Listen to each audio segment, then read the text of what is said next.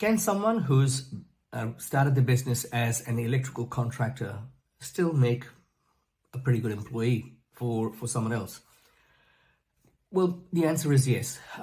It would seem that the number of individuals that finish their A grade qualification and within the first 3 years start their REC business, it almost seems that it's the rite of passage, so to speak.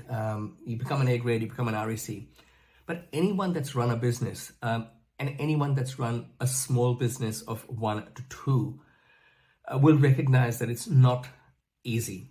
In fact, 95% of small businesses fail within the first 1 or 2 years. Now, if someone has taken that plunge, thought they might actually give it a go, seeing that it's really tough and want to come back to the other side, so to speak, and say, look, it's been hard. I can't go out there and get the sales. I'm not great with being able to invoice regularly and chase up people for bills not paid.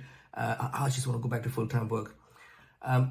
I think any employer that's looking for permanent staff, if they're not considering an REC, that's taken the risk, but realized that the risk was not worth taking, is missing out on an opportunity.